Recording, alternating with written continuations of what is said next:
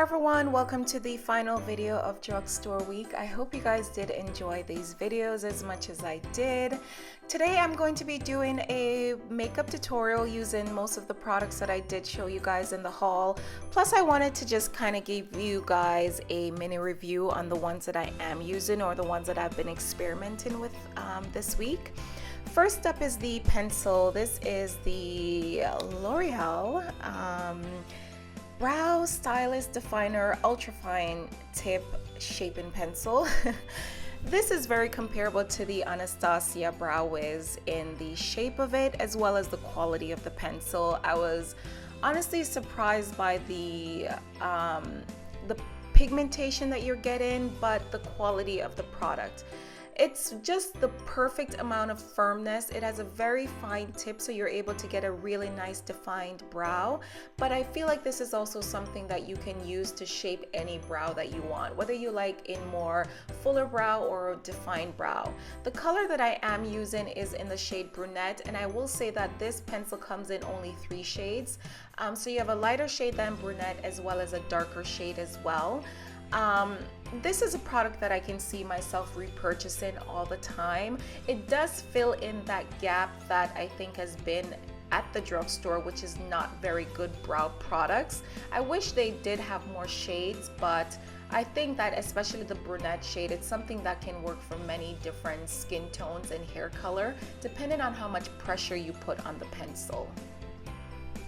Next is the Maybelline Mastr Prime Long Lasting Eyeshadow Base. Another thing that I think is missing from the drugstore. This is an amazing product. I actually really enjoy using it on a daily basis. You need the smallest amount and it prevents creasing, and I think the eyeshadows glide over it very, very, very smoothly.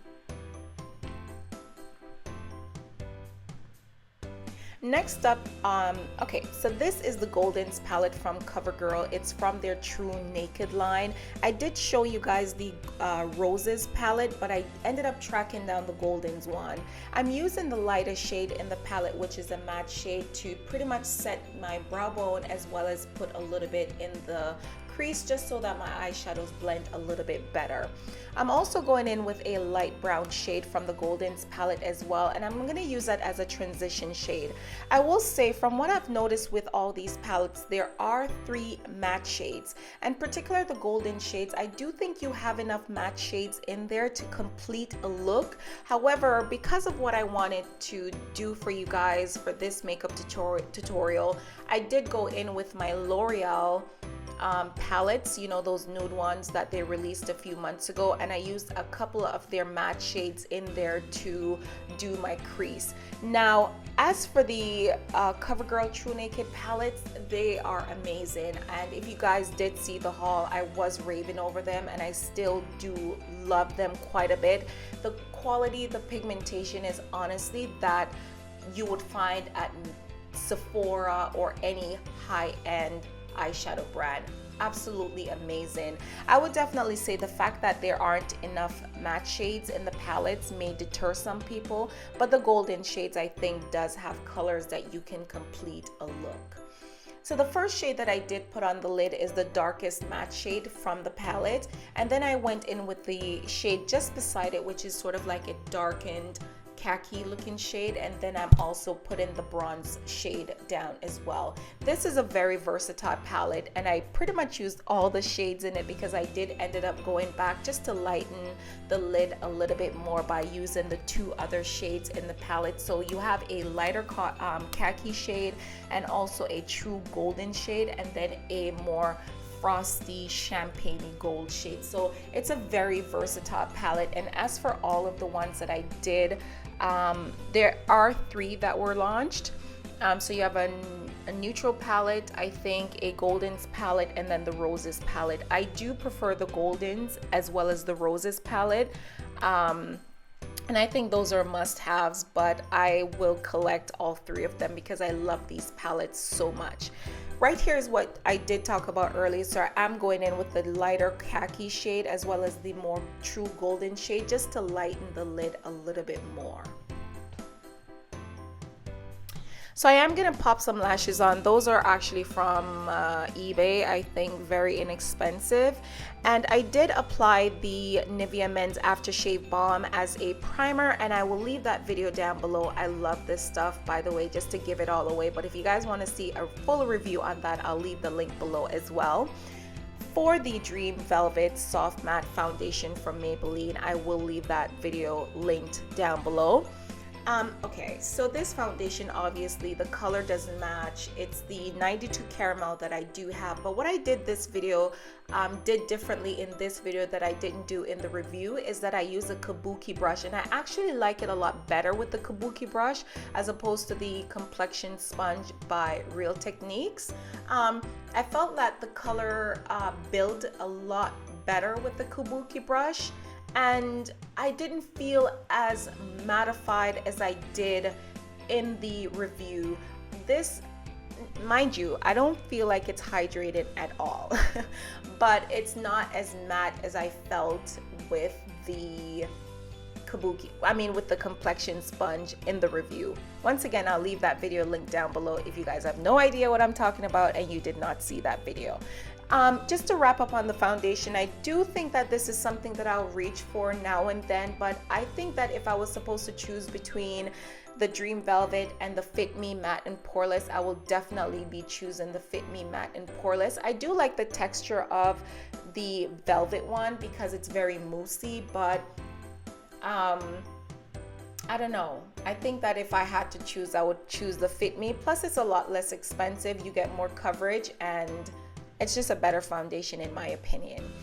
Okay, so I did have to go in and do some color correction because obviously the foundation was a little bit too dark for me. So I did use the LA Girl Pro Conceal in Pure Beige to highlight, and I'm actually using an Inglot powder. Don't sue me because I don't have a powder that I could use for my under eye this time from the drugstore, so I ended up using the Inglot powder, and then I went in with the NYX powder that I've been loving lately. I have 3 of the colors from this lineup.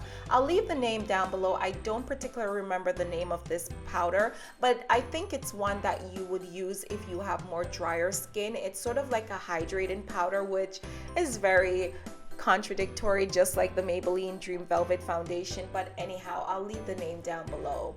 Next, I'm also going to set my brows down with the L'Oreal Brow Stylist mascara for the brows. That one was also launched in addition to their pencil, but that is something that was in existence for a few months ago. Okay guys, give me a second here.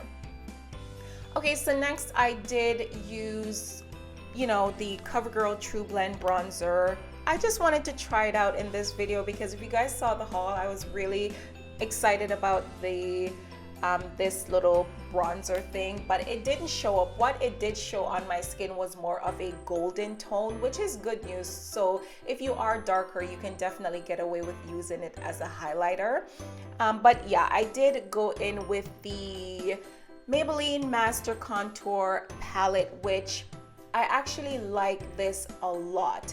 I do have the medium to deep shade, and I did discover that they only come in 2 shades. So I think you have a light medium and a medium deep. The contour is a little ready, but it's very buildable. The blush in it, which I am using right now, it's sort of like a dual chrome brush, and it's definitely a knockoff of the NARS Orgasm blush in that at certain angles, when you turn, you're seeing that peachy pink shade, and then you're seeing a very high golden shimmer shade as well, depending on how you turn your face. The highlighter shade is very pretty, as you guys could see right here, and it's something that I can see myself reaching for all the time. So this is what the face and everything looks like, and then finally I'm going to show you guys the lips. Okay, so this is the Maybelline, what is this one called? Liquid lipstick, matte liquid lipstick, and Guys, this product was so horrible and I knew I wasn't gonna like it, but I honestly wanted to try it out for you guys. It's not matte, it's more of a very pigmented gloss, and I didn't like the color at all. I put it on and I took it right back off. I just couldn't with this product. But anyhow, I'm gonna switch and I'm gonna use actually this pencil for my lipstick today. It's the one of the Rimmel what is it? Okay, another product I'll leave I'll leave down below, but these are definitely amazing products from the drugstore, from Rimmel. They are lip liners, but they're very creamy and they're very long wearing. They wear like a true matte lipstick. So that is how I completed the look for you guys. I hope you guys enjoyed the series. Once again, I so enjoyed filming these videos for you guys, and I definitely enjoyed testing out these products. So if you guys did enjoy this video, don't forget to leave me a thumbs up and subscribe if you haven't already. Thank you guys so much for watching, and I'll see you in the next one.